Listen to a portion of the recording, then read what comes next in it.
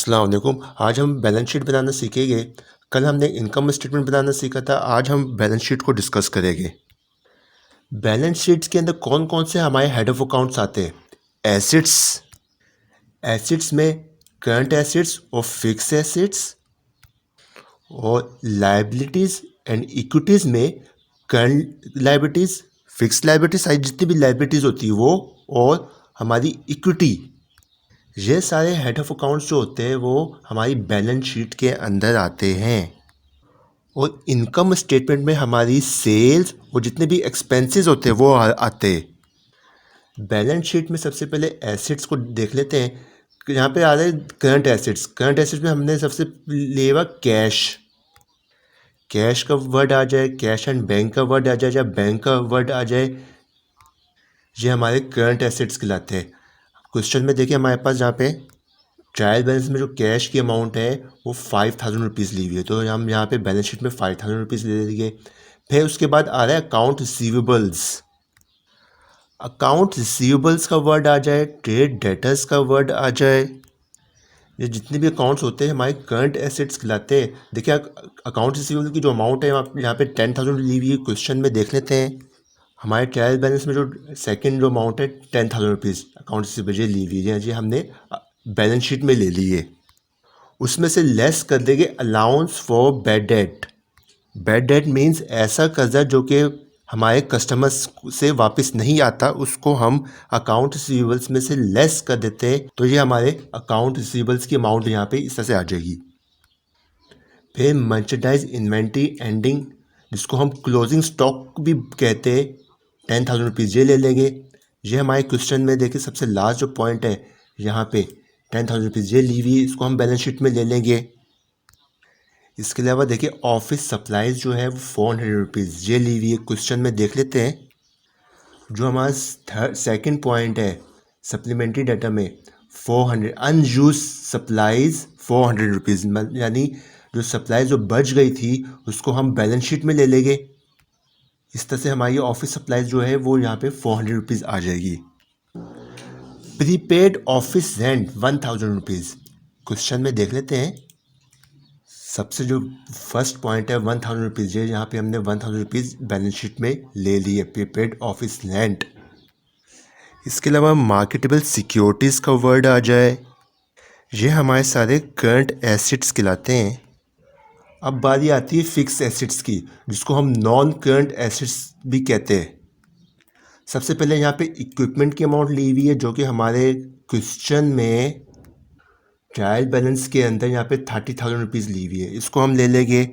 उसमें से हम लेस कर देंगे अलाउंस फॉर डेप्रिसिएशन, जो कि 2,000 रुपीज़ ली हुई है अपनी बैलेंस शीट के फिक्स एसेट्स में, तो यहाँ पे 28,000 रुपीज़ की अमाउंट आ जाएगी। इसके अलावा फिक्स एसेट्स में property plant and equipment, vehicles, land and building, machinery, ये हमारे सारे टेंजेबल फिक्स एसेट्स कहलाते हैं। देखिए tangible fix assets, fix assets की दो टाइप होती है, टेंजेबल फिक्स एसेट्स और इनटेंजेबल फिक्स एसेट्स। ये हमारे सारे टेंजेबल फिक्स एसेट्स कहलाते हैं, property plant and equipment, vehicles, land and building, machinery, computers. और इनटेंजेबल फिक्स एसेट्स में कॉपीराइट्स, गुडविल, पेटेंट्स। इस तरह के जितने भी हेड ऑफ अकाउंट्स होते हैं वो हम अपने फिक्स एसेट्स के अंदर लेते हैं। जब हम इन तमाम एसेट्स को प्लस कर देंगे यहाँ पे, तो ये हमारे टोटल एसेट्स आ जाएगी 53,900 रुपीज़ के। अब लाइबिलिटीज़ एंड इक्विटी वाले सेक्शन में आ जाते हैं। सबसे पहले हम यहाँ पे करंट लाइबिलिटीज़ ले लेते हैं।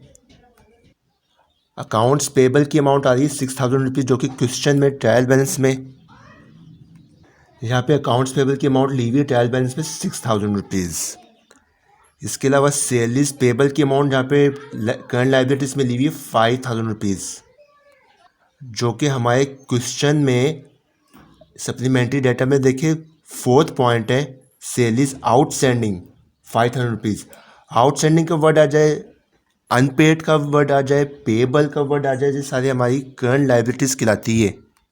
उसके बाद अनअर्न्ड कमीशन, कमीशन अनअर्न्ड, ये हमारी करंट लाइबिलिटी कहलाती है 1,000 रुपीज़।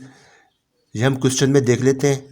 सिक्स्थ हमारा जो पॉइंट है, कमीशन अर्न एंड 1000 रुपीज़, ये हमने ले लिए यहाँ अपनी करंट लाइबिलिटीज़ में। देखिए करंट लाइबिलिटीज़ में हमारे पास bills payable, bank accrued overdraft, interest payable, income tax payable, sales payable, sundry creditors, provisions, ये हमारे सारे करंट लाइबिलिटीज़ कहलाती है।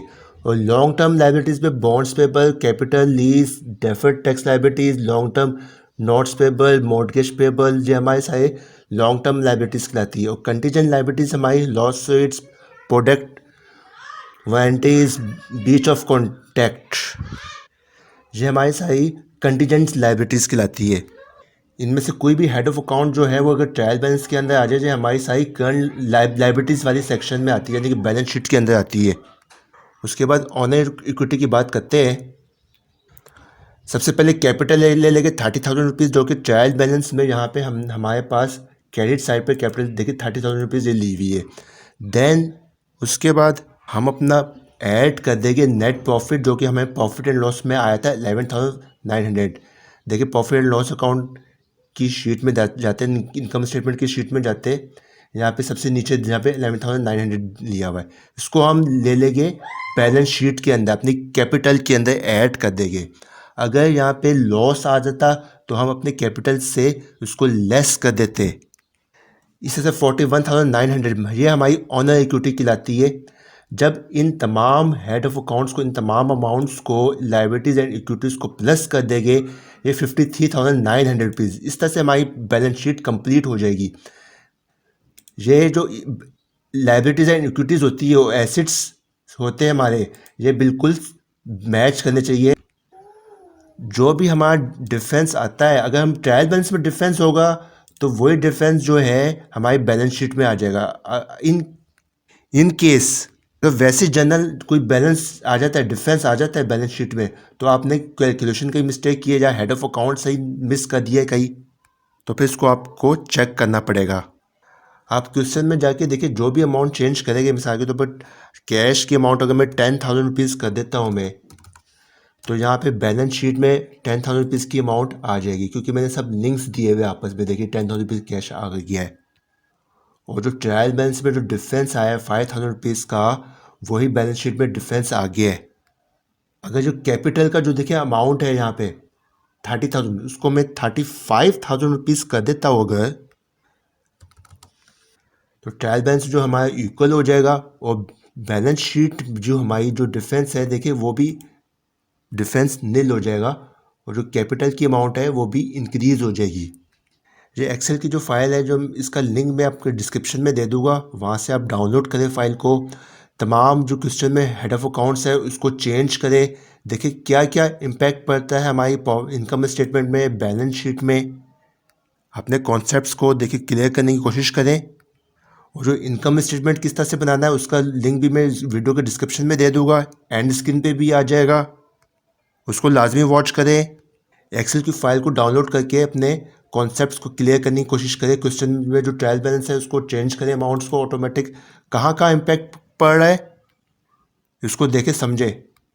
वीडियो अच्छी लगी इसको लाइक करें, आगे शेयर करें, हमारे चैनल को सब्सक्राइब कर लीजिए। Thanks for watching.